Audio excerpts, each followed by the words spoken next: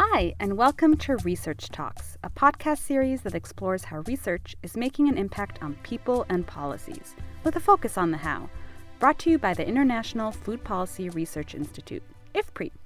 I'm your host, Sivan Yosef, and today we'll be talking about insurance. Now, not just any regular insurance, but agricultural insurance. And not just any regular agricultural insurance, but picture-based insurance. Here's a preview from Berber Kramer, a senior researcher with IFPRI, doing work in India. Insurance is just a means to an end. Ultimately, the goal is to improve resilience, to improve incomes, to reduce poverty.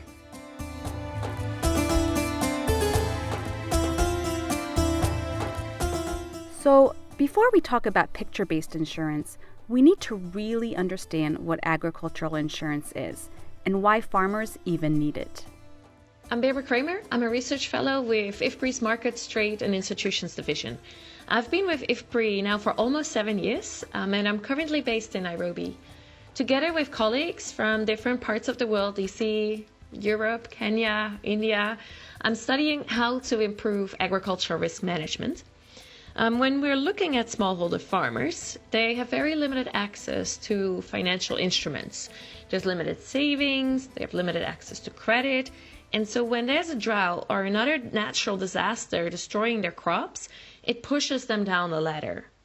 When poor farmers' livelihoods are wiped out, they might have to sell their land or take their kids out of school or cut down on healthy foods like vegetables from their diets. In really bad situations, they and their families might start skipping meals. Enter insurance. When I joined IFPRI, the work on crop insurance was led by my colleague Miguel Robles.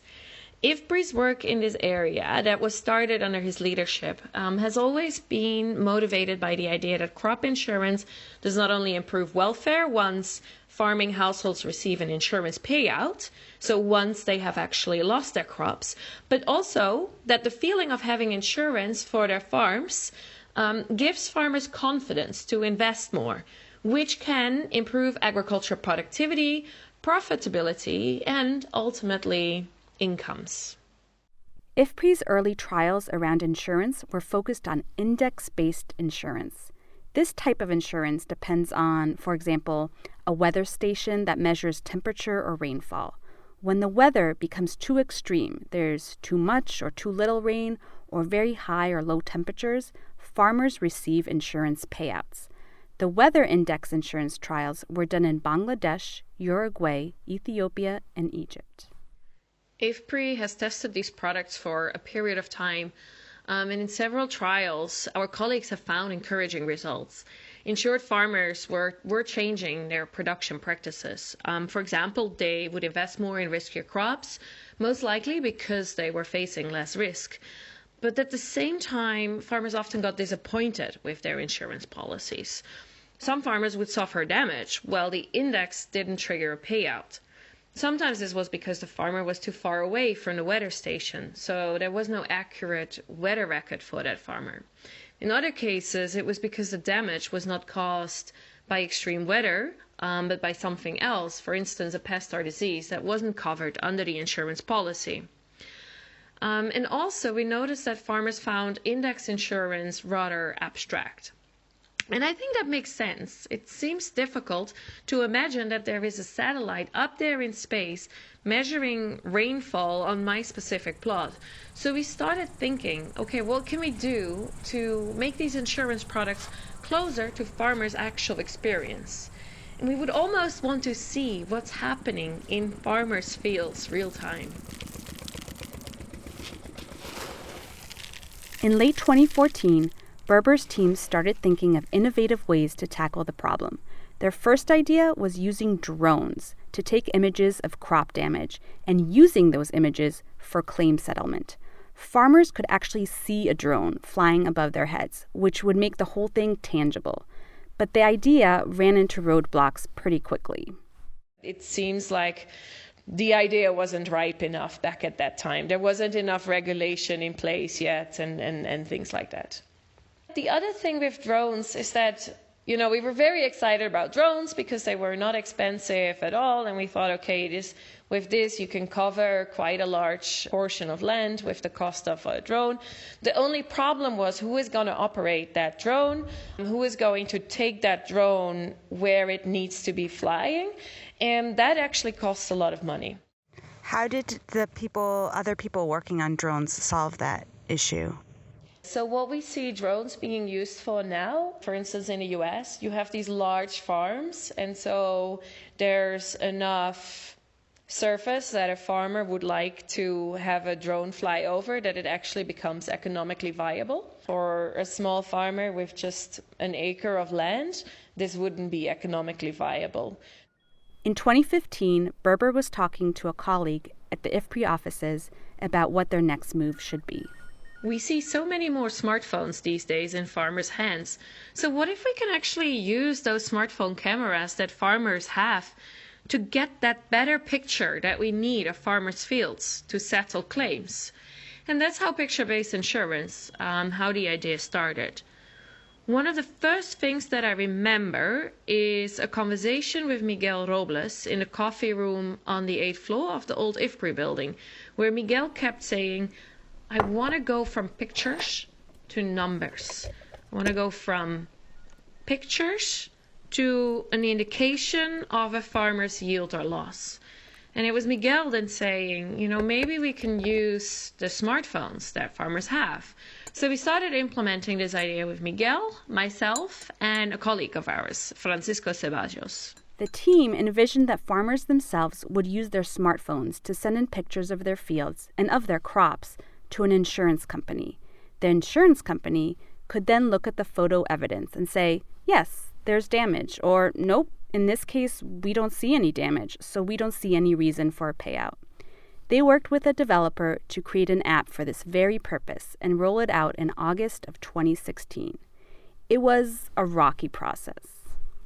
We were 2 weeks before we really had to start rolling out the app and installing the app on farmers' phones so that they could start sending in images, and the app just kept crashing. This was quite a problem. But in the end, we had a developer work until very late at night, the day before we were to go to the field. But it's just a whole different ball game. Like, as a researcher, it's difficult to imagine what it means developing an app. There's so many things that can go wrong. And in that first year that we were testing it, I felt a little bit like we were kind of cowboys out in the Wild West doing something that had never been done before. And people saying, but does it work? And I said, well, we're right now testing whether it works. We don't know it yet. That's part of the research. That's why we're doing this. The first thing that people bring up is, people will start tampering with the photos. They'll apply an Instagram filter to their photos and they'll cheat on you. So this model is not sustainable. That was a little bit of the initial skepticism that we got. So we said, okay, let's actually test it. And so we had our app, the smartphone app, through which farmers are sending in images. The photos are taken within the app and farmers can't do any photo editing on it before it goes out. So that's one thing in which we said, okay, let's, prevent the tampering. But then people said, okay, but there's moral hazard. Moral hazard is the possibility that since farmers might think, okay, I might get a payout if I have damage, they might have a less of an incentive to prevent any damage from happening to their crops. So they might not apply pesticides or do other things to prevent a pest attack in order to qualify for a payout. We said, okay, let's test if that happens. They tested it on 750 farmers in India. So we told half a group of farmers that they would be receiving picture-based insurance, in which if there was visible damage due to natural disasters, if visible in their pictures, they would receive a payout. And we told farmers in another group, you're receiving weather index-based insurance. And so here the payouts depended only on the weather measured at a weather station, nearby weather station. And overall, what we found was that there was very little difference in yields between the farmers in the picture-based insurance group versus those that had been offered weather index-based insurance.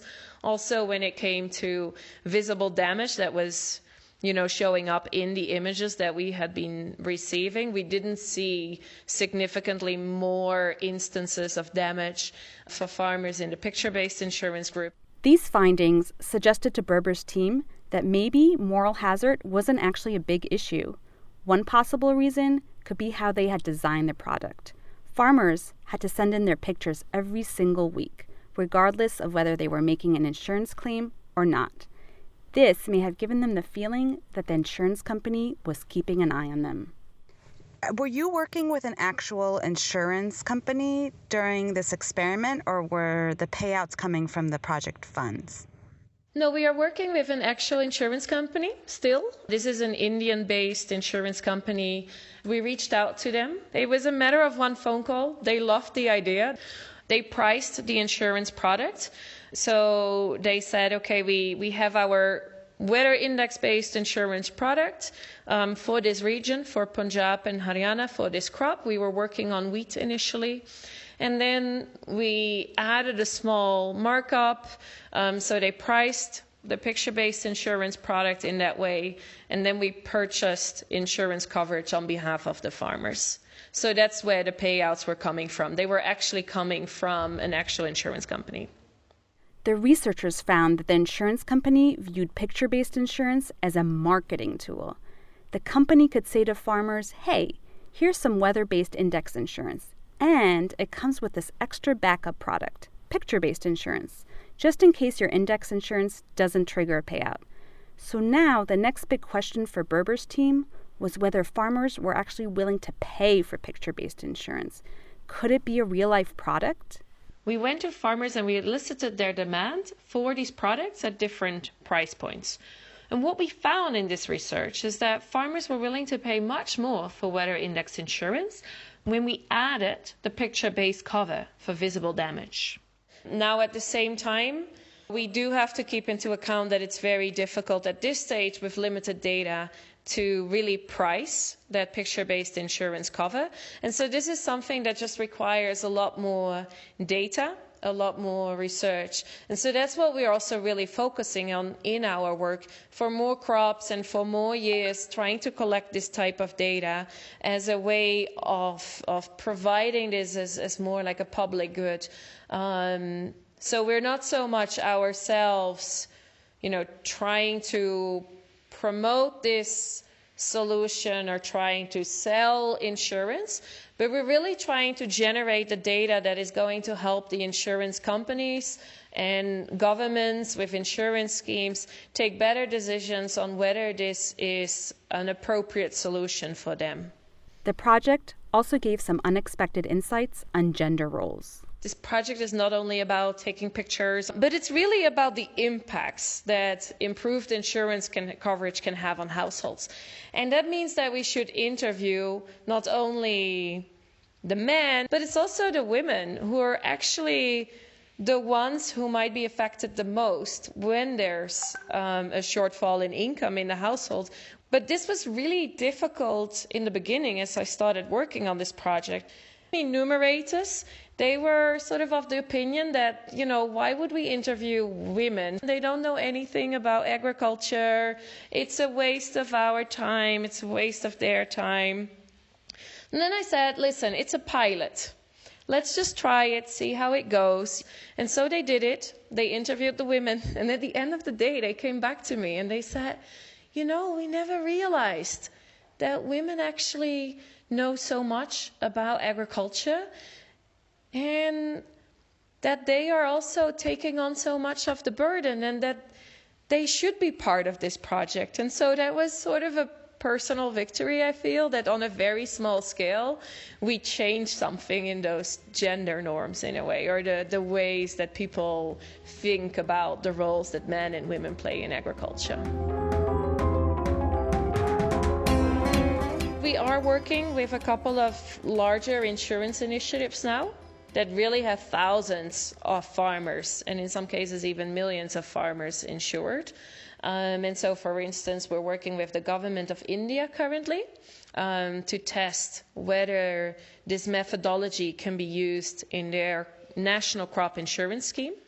Has this project changed the way you engage with insurance in your own life? Yes. So at some point, I had an accident. I fell and I had an open knee, a cut in my knee. And so right away, I took a picture of it. So I've been starting to document everything with pictures so that I have proof. And then the insurance companies actually, that's quite funny too. Like when I'm talking to them on the phone, I actually sometimes tell them, I tell the service agents from the insurance company or the call center people, I tell them why I'm sending those pictures because of our project on picture-based insurance. And I think they normally find it quite amusing.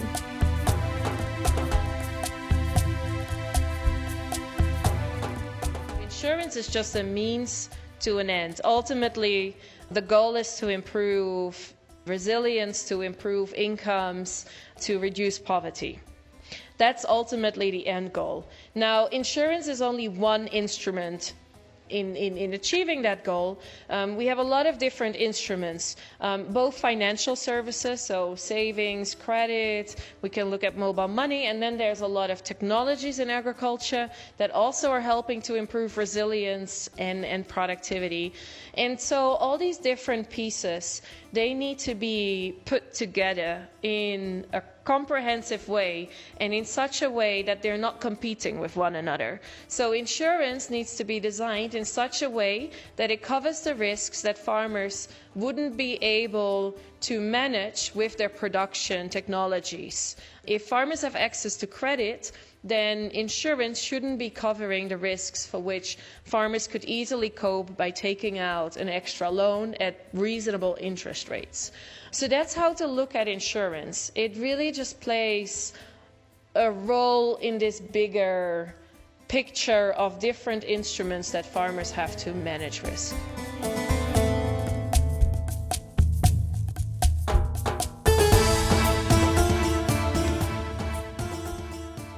A big thank you to Berber Kramer for her time. For our listeners, you can read up more by Googling IFPRI and picture-based insurance. And don't forget to subscribe to our podcasts so you don't miss a single episode of Research Talks from IFPRI. Till next time.